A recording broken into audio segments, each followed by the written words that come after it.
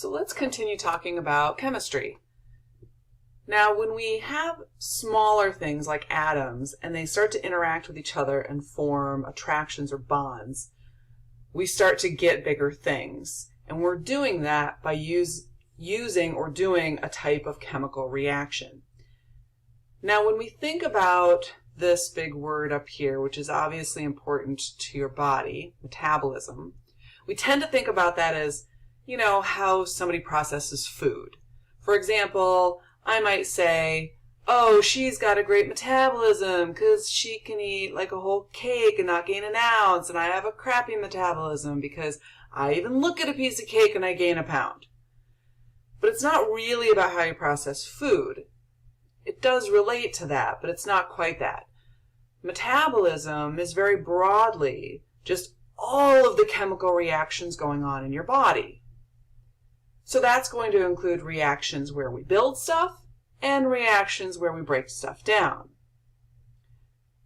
All of those chemical reactions often require some form of energy, and we've talked in the past about ATP,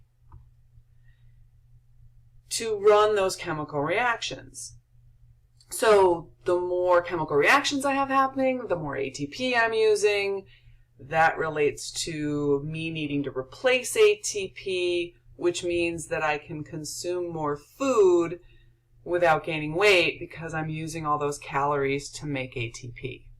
So it does relate back to food, but kind of indirectly. Now, there are three main types of chemical reactions that we're going to be concerned about in the body. And the third one is really a combination of the first two. So the first one is a synthesis reaction, sometimes called a dehydration synthesis reaction. And a synthesis reaction is when we're going to build things.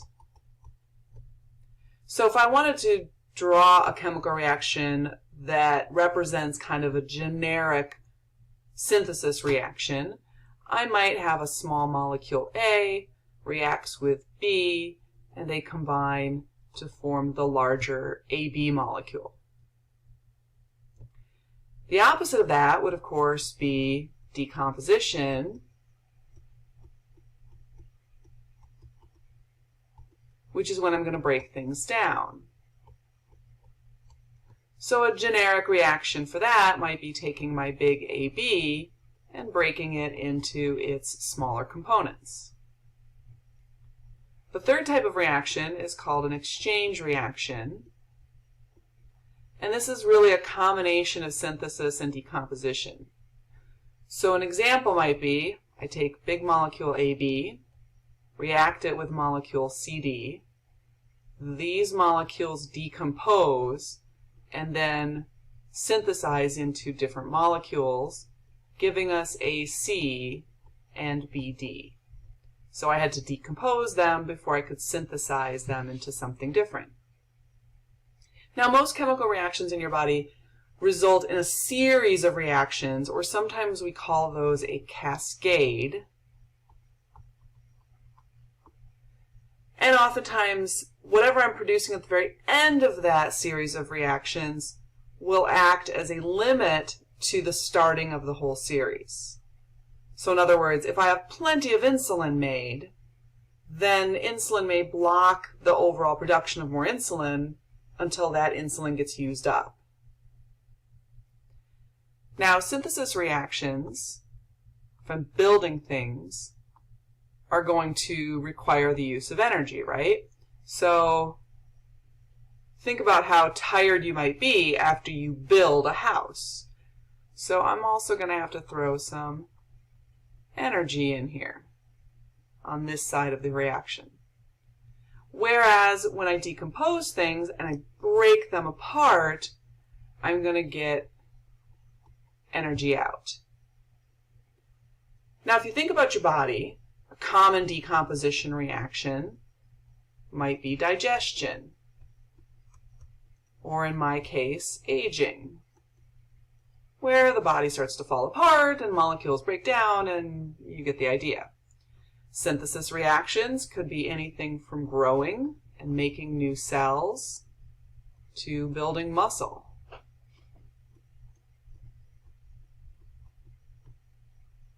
So you can see how those things would require lots of energy. If you've ever been around a teenager who's going through a lot of growth spurts, they're consuming lots and lots of energy in order to build all those new molecules. Now, as we said, metabolism would be all of these chemical reactions in your body combined.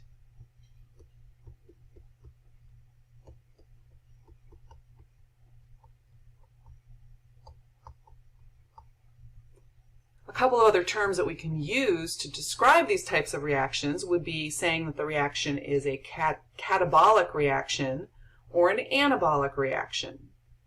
Now, the easy way to remember which is which, I always just think that when I think of the word anabolic, I always think of anabolic steroids. So I always think of Hans and Franz, and they're going to pump you up, right? They're going to build muscle. So anabolic steroids build muscle, anabolism or anabolic reactions build things. So anabolic reactions are synthesis reactions. That must mean that catabolic reactions break things down, or you could think of them as being catastrophic to the molecules. So those are decomposition reactions. All right, now let's look at a typical reaction. When we're looking at chemical reactions, remember that we're either forming bonds or we're breaking bonds apart. And we talked about those different chemical bonds that we made before, like polar covalent, nonpolar covalent, and so on.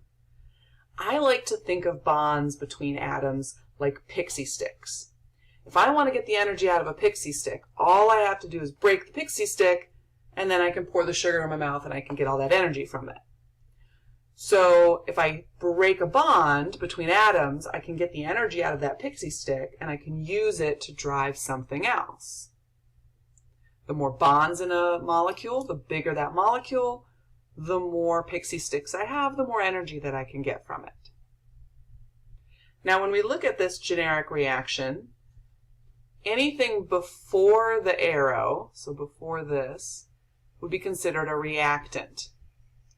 If I'm also using an enzyme to speed up this reaction, then the molecules here that would react with that enzyme would also be called a substrate.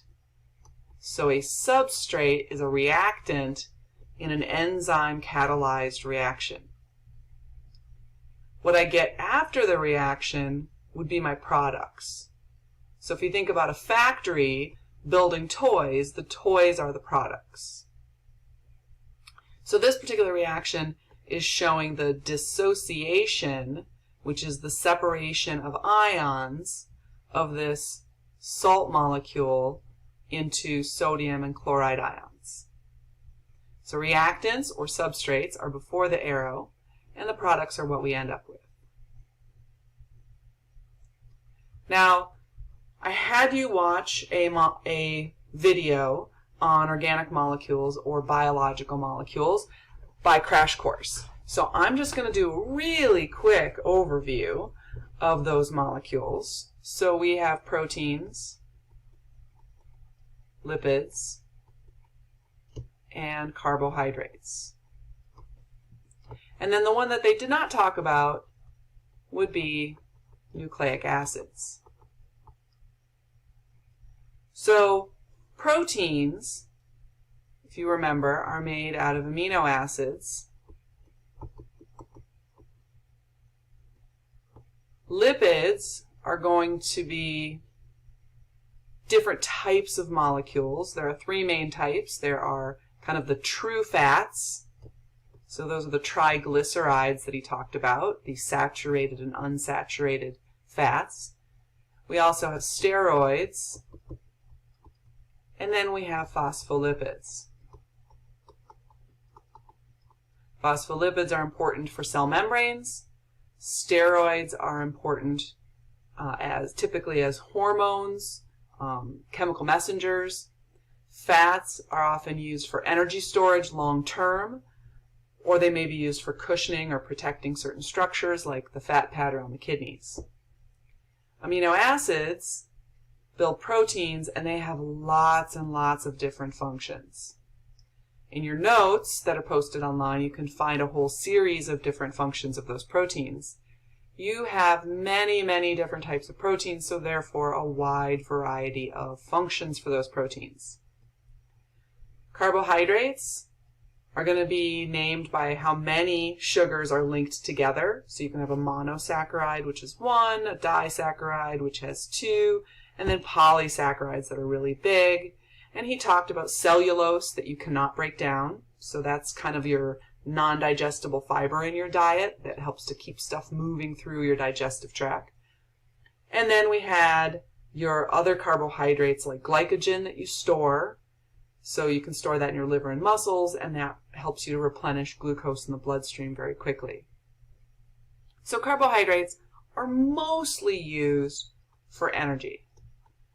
And I will do another video in a little bit that helps to kind of go into a little bit more detail on these different molecules. Now, nucleic acids, he did not get into in that particular video, so we'll talk about that in that other video as well.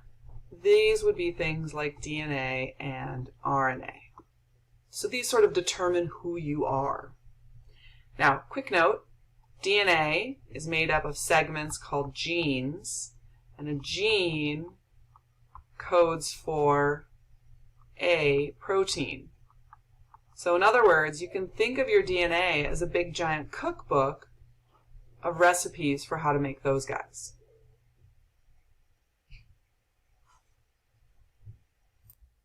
So we'll stop there, and in the next video we'll talk a little bit more about the 4 different types of molecules.